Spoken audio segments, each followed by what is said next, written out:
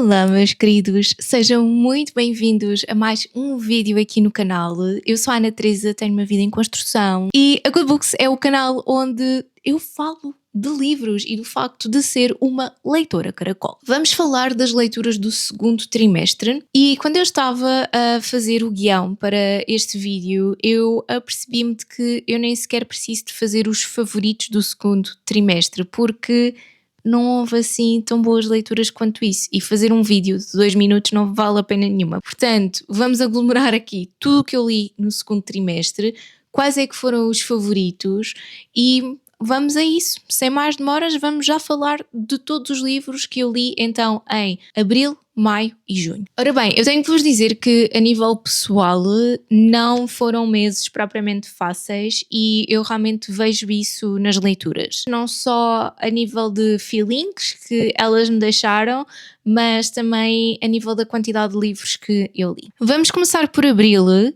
em que eu li 4 livros.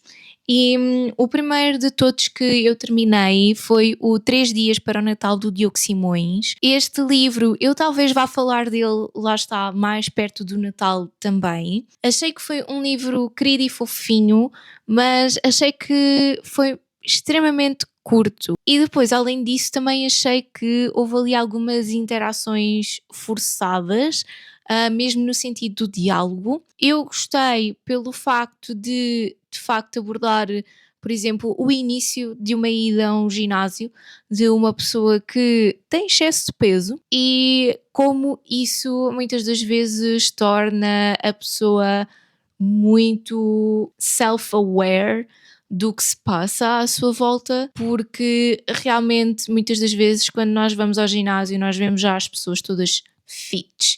E aliás, isso é uma coisa que a mim pessoalmente também me transtorna bastante, é por exemplo ir comprar roupa de ginásio e não haver muitos tamanhos disponíveis, tipo há o XS, há o S, há o M, o L, há o XL, o XXL e acabou, e ficou por aí.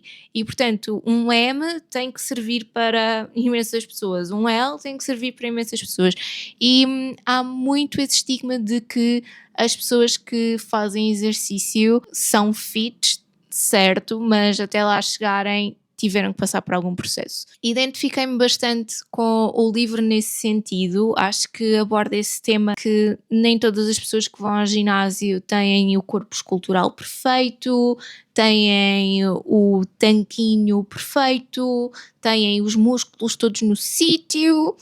É assim, é importante ter os músculos todos no sítio, mas por outros motivos realmente identifiquei-me bastante com isso. E além disso, eu comecei a ler o livro quando estava na bicicleta no ginásio, portanto, ou seja, eu fiquei mesmo com total imersão no livro e acho que isso foi um aspecto muito giro da minha experiência de leitura. E lá está também o aspecto da saúde mental, o aspecto da compulsão alimentar, tudo isso está lá.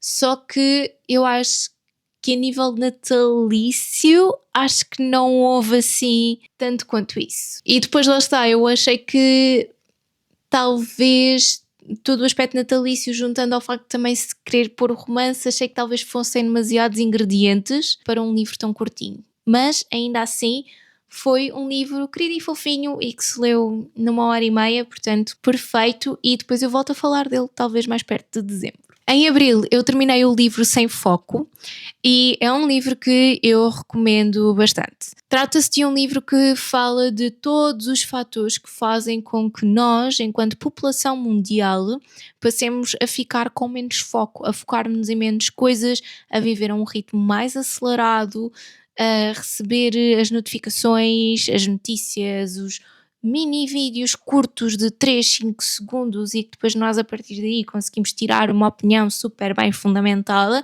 que não é verdade. De que maneira é que as tecnologias estão a interferir com os nossos períodos de sono?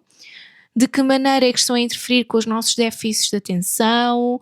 Todas essas coisas eu achei bastante interessante, acaba por ser muitíssimo abrangente mesmo, porque ele vai a todas as áreas da nossa vida à procura de respostas porque é que nós estamos a ficar sem foco. É um livro não ficção, mas eu também não achei que ele fosse demasiado difícil de compreender, muito pelo contrário, e há sempre ali um aspecto de storytelling do género. Eu acabei por ir viajar para o país X para conhecer esta pessoa que trabalhou nos escritórios de Y, onde os trabalhadores trabalhavam assim. E até houve lá uma parte em que eu pensei assim: é verdade, nós realmente trabalhamos assim. E depois fiquei a descobrir porque é que trabalhamos assim e não gostei tanto. Mas sim, sem dúvida alguma, foi um livro que eu terminei. Portanto, eu comecei a lê-lo em fevereiro, terminei-o em abril, porque estava dentro de um desafio que estava a fazer, que era ler 15 minutos todos os dias. E olhem, para mim foi impecável mesmo. Eu sei que demorou 2 meses para mim, mas acredito que quem consegue tirar 1 hora e meia por dia para ler o livro não vai demorar 2 meses a lê-lo com toda a certeza, mas nunca o achei entediante, que é o que às vezes acontece quando eu estou a demorar muito tempo a ler um livro, mas com este não aconteceu isso porque 15 minutos todos os dias eu lia uma coisa que me preenchia, então valeu mesmo a pena. Agora, um dos livros que eu também li em abril e que eu é extremamente fofinho, gente, e eu farto-me falar desta série, eu li o Spy Family número 6. Eu já falei tanto desta série aqui no canal que eu já nem sei mais como é que eu vos hei de explicar o meu amor para esta série, para vos ser sincera, porque tem tudo de lindo e maravilhoso e perfeito e impecável, e realmente é um sonho estar a ler esta série e eu realmente não sei como é que eu demorei tanto tempo a pegar nela. Portanto, em 2025 eu queria ver se conseguia ler mais alguns livrinhos, mas ainda assim eu tenho outras prioridades.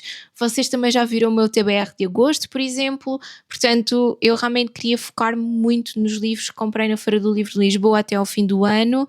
Vamos ver como é que corre, mas de qualquer das maneiras é do género, não estou preocupada, porque até agora ainda só foi publicado o volume 13, portanto eu não estou assim tão atrás na série. E por fim, para a tese, eu li A Inteligência Artificial Generativa, e este é daqueles livrinhos da Fundação Francisco Manuel dos Santos, e eu adorei de coração este livro. Não só este livro vai estar super, hiper, mega presente na minha tese de mestrado, como ele fundamenta tudo muito bem, explica tudo tão bem e tão claramente que eu simplesmente adorei este livro. E se vocês querem conhecer um bocadinho mais sobre a inteligência artificial, o autor até tem um livro também da Fundação Francisco Manuel dos Santos, mas é só sobre inteligência artificial. Portanto, eu acho que talvez fosse bom vocês começarem por aí e depois irem para este livro, porque aqui já fala sobre a generativa. Portanto, os sistemas de AI com os quais nós lidamos e estamos a falar aqui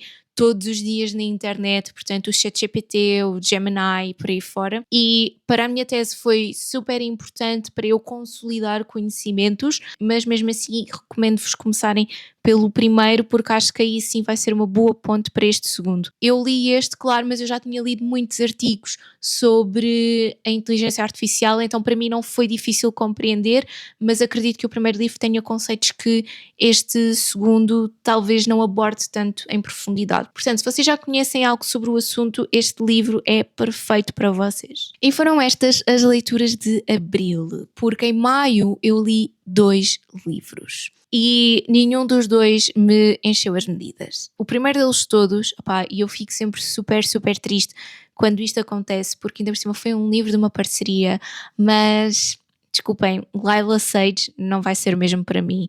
Eu li O Perdida e Atada e achei querido, achei fofinho, é basicamente um enemies to lovers, e eu não estou a dizer que a história é má, longe disso, muito pelo contrário, até me fez lembrar bastante de um livro que eu li há muitos anos da Nora Roberts, que é Os Céus de Montana, e eu acho que estes livros acabam muito por ter essas vibes, porque passam-se num rancho. Nós temos aqui estas duas personagens muito fortes, muito teimosas, que andam às turras e depois acabam por, tipo, é quase como que um cubo mágico, não é? Andam ali às turras uns com os outros e depois as peças encaixam e tudo fica bem. Eu até achei que o livro tinha bastante enredo e as personagens tinham uma boa base, ou seja, não eram personagens que a autora estava a criar só por criar.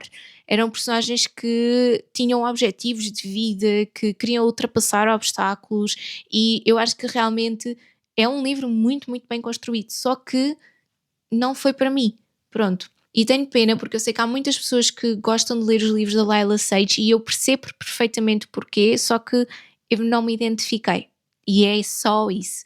E é por causa disso que eu dei ao livro 3 estrelas, porque para mim foi ok, mas não me prendeu como há outros livros que se passam noutros ambientes que me pegam muito mais. Uma dica, está disponível no Kobo Plus, portanto, se vocês quiserem experimentar o Laila Sage, pelo menos os 3 primeiros volumes estão disponíveis no Kobo Plus. O último livro de maio, portanto, como eu só li 2, este é o último, foi Os Sinais de Afeto e eu não sei, não me aquece nem me arrefece, sabem? Foi mesmo aquele livro que eu ia super entusiasmada porque os livros do Distrito Manga andam a ser todos maravilhosos e andam a ter lançamentos tipo maravilhosos e eu vejo sempre os livros deles nas livrarias e o meu namorado ofereceu-me este a dizer, eu acho que tu vais gostar, tem romance, é fofinho e não. Fiquei com pena porque lá está, até eu tinha ouvido alguns reviews tipo muito bons e isso tudo e a personagem principal não fala só por língua gestual e isso é um aspecto muito interessante do livro, só que eu acabei por não, sei lá, não senti, sabem? Não me bateu cá dentro e então olhem, não vou seguir com a série com muita pena minha, porque era um livro que eu também queria fazer parte da onda de gostar, mas acabei por não gostar. E agora, vocês já devem estar a imaginar, portanto, eu em abril li 4, em maio li 2 e em junho li um livro. E o único livro que eu li de uma ponta à outra foi As Coisas que Faltam, da Rita da Nova. Eu já falei muito deste livro no Media Book Freakout Tag e basicamente a Rita da Nova não só entra como autora estreia para mim, porque eu nunca tinha lido nada dela, como também passa a ser um dos favoritos do ano. Aqui é aquela coisa de que às vezes a quantidade não é sinónimo de qualidade, porque eu só li este livro em junho e foi um favorito, para compensar também os outros 2 meses em que eu dei boas estrelas à inteligência artificial generativa, eu dei boas estrelas ao Sem Foco, mas a Rita da Nova que prendeu-me por completo com As Coisas que Faltam. Desculpem, eu não conseguia largar o livro. Eu li o livro aí até à página 30, 35, assim ia lendo umas páginas aqui e ali, um capítulo lá, um capítulo ali, e depois fui de férias e eu li mais de metade do livro de frente para uma piscina e depois voltei de férias e terminei o livro tipo num dia. Portanto, foi um livro espetacular. Fala aqui sobre a complexidade de uma relação entre mãe e filha que é feita à base de silêncios e é feita muito a partir da perspectiva da filha. Fala sobre aqui esta falta de figura parental, sobre atritos com a mãe, mas depois ao mesmo tempo existe um silêncio muito profundo entre as duas, portanto as coisas acabam por nunca se resolver e depois também sobre ciclos que se repetem e como é que devemos de alguma forma de os quebrar. Não quebrá-los, talvez de uma maneira que nós estejamos habituados a ver nos livros, mas de uma maneira bastante realista de, ok, este ciclo está-se a repetir comigo, mas eu vou fazer estas pequenas mudanças para que a próxima geração não passe por isto. Há ali muitas partes que são um bocado duras de ler mesmo, mas eu senti-me sempre muito envolvida e com muita empatia pelas personagens, especialmente pela personagem principal, portanto, olhem, foi um livro mesmo muito magnífico para mim. E depois, entretanto, já tenho cá o segundo livro da Rita da Nova e, portanto, também planeio lê-lo muito em breve. E aqui estão todos os livros que eu li no segundo trimestre do ano, bem como os meus favoritos, e eu espero que vocês tenham gostado deste vídeo. Muito obrigada por chegarem até ao fim. Antes de se irem embora, por favor, coloquem então o vosso like, subscrevam o canal e ativem o sininho para receberem novas notificações sempre que há vídeo novo. Não se esqueçam de recomendar este vídeo para quem também às vezes tem meses de leitura que não são assim tão produtivos. Está tudo bem, estamos cá para isso. E também, claro, para quem precisa aqui de algumas recomendações. Já agora, contem-me aqui em baixo nos comentários se leram algum destes livros ou se planeiam ler e se temos assim alguma opinião divergente que eu adoraria saber. Então nós vemos no próximo vídeo, mas até lá, já sabem, boas leituras!